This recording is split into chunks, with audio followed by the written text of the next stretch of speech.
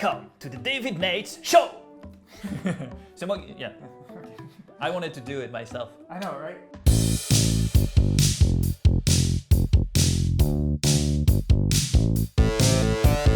Hi, my name is David Neyts and welcome back to my show. Today we have a very special guest. His name is Yvan Reekmans. Hi. He's a very special person that I've known for many, many years. We actually went to high school together and he's living in Belgium. He does a lot of acting, voiceover work, swordplay, and he's just an awesome guy. He also has a YouTube channel, which is really cool. And I just thought he'd be interesting for the show so that we can kind of like discover a little bit the Belgian world of acting and ask him some questions about his journey as an actor. And well, Yvan, welcome to the show. Thank you. I'm proud to be here on the David Neyts Show. Yes. So I wanted to ask you, how did you get into the acting industry? How did it happen? How did it start? Acting? Yes. Yeah. The start. What was the spark for this was the fact that I wanted to live different lives. You know, this was the spark, the desire of it. Summarized. And how did I start? I started with classes I did in the evening at the academy, and then I made another class. It was more physical acting, less words. But it was very interesting. It was more commedia dell'arte, movements, rhythms, and so on. So it was more for me. I do a lot of sports, so it was a lot more for me. But then I had a problem with the speaking, the words, and so I had to work on this. Yes. You had to work because you in Belgium we speak French. Yeah. And actually Yvan doesn't have a Belgian accent. He has it sounds really French, like that like how they say standard American accent. Yeah, I hope you will understand what I say. Yeah, he has a standard French accent when he speaks. So you can definitely tell that he's worked on it. But just on a side note, like we know that in America we're able to get agents and we're able to have representation and all that stuff. And I kind of wanted to point that out, that in Belgium, you're not really allowed to have that. And I kind of wanted to ask, what's your experience not being able to have somebody really represent you and at the same time finding work as an actor? And this is difficult because if I had an agent, it would have been easier for me. Because here it's like, no, we don't have agents here. So this is it would have helped for my career because I want to act. This is my focus, and I don't want to, managing all the rest. But we have agencies for the commercial work, and we have casting directors, like 4 casting directors for the French part of Belgium. So we don't have a lot of casting directors in Belgium, and every time you do a job here, it's like you're starting from the beginning all the time. Yeah. They don't remember you. When I did some audition in New York, it was great. I felt that the casting directors, they wanted really to know more about you. Even if they don't take you for this stuff, they will remember you for something else. Yeah, just in case that there's something that would be perfect for you. Yeah, I would be a better fit for this, And this is what I like about this way of working. In America, it would have been better for me. But here, this is a problem. But you have been in commercials and stuff. Yeah, like that. I did. So how did you get those jobs? How did that happen? So through these agencies. So we don't have a lot of opportunities, but when you have one, it's great. And it was for cheese, Belgian cheese, chimay. Yeah, you have to check that. Yes. And then I guess your specialty is actually voiceover acting. Yes. Because you've been in many things. He's done a lot of anime. Ce sont de loyaux soldats qui se battent pour notre maître. Quant à mes amis, ce ne sont pas tes affaires. Ne t'en fais pas, car où qu'il soit, je le trouverai. Quand ce sera fait, je peux te promettre une chose. Ce trappeur ne volera plus jamais de cartes. Waouh! Elles ont l'air bonnes, celles-là, hein, Spike? Et Spike? Spike? Oh! Ah oui, c'est vrai. Mais qu'est-ce qui m'a pris tout à l'heure? Je crois que ce sont mes yeux qui me jouent des tours. Allons, stupides yeux! Vous allez fonctionner, oui! I kind of wanted to know what your experience was with that, and once again, how to find that kind of work here in Belgium. And maybe if you could share your best experience? Yeah, of course, Voiceover acting. with pleasure, Yes. my friend. So it's this world of voiceover. It's different. You have voiceover and you have dubbing. Huh? We make the difference. Yes. So what I mostly do is dubbing. I can do voiceover, but I prefer dubbing. So dubbing anime. Yeah, dubbing animes and in front of a microphone, live and so on. And this is, yeah, it's a little niche here. So it's a special skill you have to have. So at first, of course, you have to be an actor. Yeah, because otherwise it's difficult. You have to quickly grab all the information you get from the picture, from the character, and so yeah. Not everybody can do that. So it's really a niche, a special skill stuff, and but it's very fun. You know, it's great. I started. Actually, I was going to ask go. you, did you Don't notice, hesitate to cut me. Did you notice a difference between voice-over acting for cartoons and for live action Yes. stuff? Yeah, good question. So the difference is for movies, it's very subtle. Okay, with it takes more time. We take more time for that because we want to do with precision, and it's very fulfilling for yourself too. Because I did, for example, we talked about it earlier, and Cocaine Coast, Farinha. It's a Spanish show, very interesting about the mafia in Galicia. And I had the luck, I was very happy to have a good character, Roque. You will check that. Yeah. So you have to listen to the French voiceover of the Spanish series and probably watch it with English subtitles. But so to learn French, to learn about French. Yeah, you can learn about different cultures just by watching the show, right? And what's the name of the show again? Farinha, but Farinha? maybe it's for the English part, it's Cocaine Coast. Look Netflix. at this, it's on Netflix. So I was, wow, I can do something for Netflix and so on. And the character was very interesting to play because you are in some situations. I was impressed what those people really live because it's based on real life, on real stuff. And I was, wow. And at some points it was very difficult because I was smashed and so on. And so you have to play different. So if you have to scream, you have to really. Yeah, and be in it, and it's something. Hey, he was also drunk at some point. This was the most difficult. Whatever. But you actually had to get drunk? No. Yeah. No, I had to play the drunk guy, but. I don't know. Maybe you're a method actor. No. This is difficult. That's important.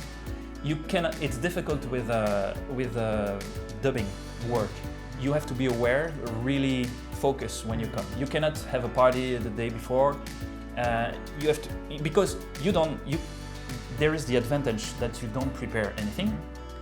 It's great. You arrive, you play, and you have to be really focused in it directly. But it's different. So you have to be sure that you are really starting the day well. And you're performing too, so you have to be ready. Even though you're not seeing your face, you still have to be able to perform. Yeah, you have to be in it. Voice. Exactly. For example, for cartoons, you have to be more. You have to go. For it. You can do more, give more. And then, for example, if the character is running, you have to be running in front of the mic because we have to listen to that. So it has to work. You have to be in the body of the character, his way of breathing. So, very interesting work. I have a lot of fun with that. Yeah. And that was on the series Sinbad. Sinbad is a great. Yeah, I had the. And how many characters did you play in that one? No, on Sinbad I played one character. Which was the main one. Yeah, the main one, and the director chose me because I was looking like this guy, traveling like this guy, teasing girls like this guy, and so on. So it was fun. She chose me because of that, Because you had a relation. Yes. Yeah. Yes. This is interesting. Yeah. So it kind of proves again that in order to get cast in this whole acting world, and it kind of reinforces again what I say in a lot of the videos, is that basically you need to be able to perform your own stuff, create your own stuff, so that other people outside of your group of friends and stuff like that can actually see you, and then they can notice you, And it's, even though you might be auditioning and stuff, it's still too little, because auditioning is one thing, but actually being able to be on stage, being able to fill a room, that's why a lot of comedians get cast and all that stuff, just because they're able to fill a room, make people laugh. And it's the kind of same thing, that's how you got the job. You have to show your own work, and this is what David is doing, you know, a lot. And I played in a great short. Yeah, we actually acted in a film together. Yeah. And it kind of reinforced our friendship once again, because it creates bonds, and then we want to together. To do more together, because we know each other. It's very important, really important. Exactly. And then on top of doing acting, voiceover work, dubbing, commercials, being an awesome guy, he also does a lot of swordplay. Yeah. And Yvan actually started doing a bit of acrobatics and stuff like that. Yeah, too, I'm not as good as him, not at all. But I focus on sword fighting. Yeah, on sword fighting. Yeah. And how's that? How did you get into that? I mean, because already, if you really think about it, Belgium doesn't have a huge stunt industry or whatever. Not but at all. It's true that I guess I would think that swords kind of make sense because of all the French attitude. The French attitude, all the castles and the knights and shining armor and all that. So how did you get into it? And I know because I know you've worked in a couple of movies as a stunt guy. Yes. Can you talk about that? Yeah, so the movie is called Pilgrimage. This was a very awesome job. But how I started with a sword fight is because, you know, when you see the Musketeers, you dream of that. Of course, you want to be a Musketeer. So, So you want to be the fourth Musketeer, right? Yeah, which one I would be? I would love to be Aramis. Aramis, you know? Whatever. So I always dreamt of that, and so at some point I realized there are sword masters everywhere in the world, and it happens that we have a good one in Belgium, Jacques Capel.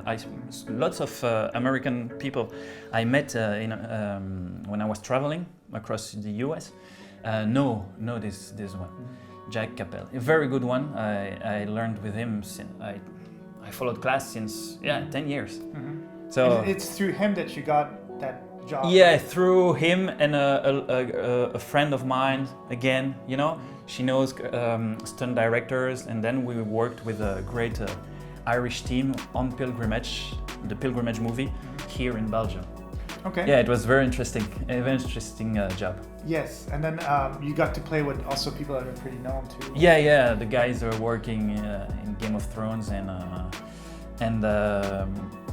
for the stunt part. The stunts in Game of Thrones and Vikings, they're really good. They are really good people. You know, I was blessed to work with those guys. I'm blessed to work with you. Yeah. And yes, there was the SpiderMan, new SpiderMan guy. I don't know. For the name, I don't know. But I was impressed. I didn't know that those guys were in this, and yeah, you know it's. How did I arrive here? You know, it was interesting, but I had fun. Okay, awesome. Fun. And also, now that we know that you're acting, doing stunts, that you do voiceover work, all that stuff, he also has a YouTube channel. He's been playing with different characters and stuff like that.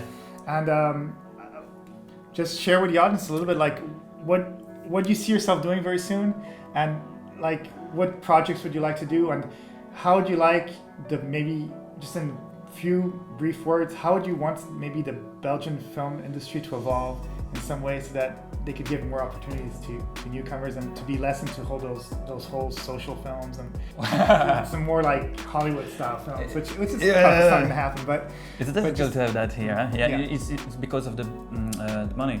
Money. It's not the same industry. You know, it's so small here. I think that's one thing that you can maybe say really briefly is how you find that maybe here they're not very business oriented for this kind of stuff. This is it's more an art, right? It's more an art craft, a little craft, and you do with less to do some. We have great people, you know. It's like the dubbing. Lots of people there are really good. All the actors are really good. Most of the dubbing is doing in Paris, but they send some projects here, and we do some better because we take a little bit more time for precision, you know. So it's like you say, it's not a big industry, so if you want to do more, you have to go to other places. other places. But there are also a lot of film shoots that happen in Belgium because we have lots of incentives, like tax incentives and stuff like that, so they do come. Yeah, and they want to eat chocolate also, so they come here. Yeah. Yeah, and then there's this ritual too, right, where they drink beer at the end of the day, right? That's What? Isn't that like a ritual? Yeah, of course. Yeah, like Belgium has a lot of beers, so at the end of the day, it's kind of like if you don't have a beer at the end of your shoot day, it's kind of impolite. So it's very it's kind of like the martini shot in America, but it doesn't exist anymore. It's still called. And we make you discover good beers. Yeah, and so make you discover, and it's the whole bonding thing. Yes, I think exactly. again, it's because people want to have a good group. They want to be humane. And and then the next day, it's a lot better the connection you have with people. Again, it goes back to it's not always about business. It's about also and this is the way I like to work. Yes. You know, but that's sometimes difficult to find this environment. So when you have a good connection with some people, you try to keep it and continue with them. And that's how we're friends. Yes, man. Okay, well, thank you for coming on the show. You're welcome. This is Yvan Reekmans. So happy. And be sure to look at the little links that I'm going to put in the description. There's going to be links to his YouTube channel and stuff like that. Little creations. He does a lot of cool stuff. And, thank you. Thank you for being here. Don't forget to subscribe, hit the like button, leave a comment, and hey, if you have more questions for him, don't hesitate. Let me know. Maybe we could do a second part on this whole interview and fight together. Yeah, we've done a couple fights together, and also we are going to be doing another video together for sure. Maybe make you discover Belgium and stuff like that. So great. It'll be really cool. Let's do that. Have a great day. Bye. Bye.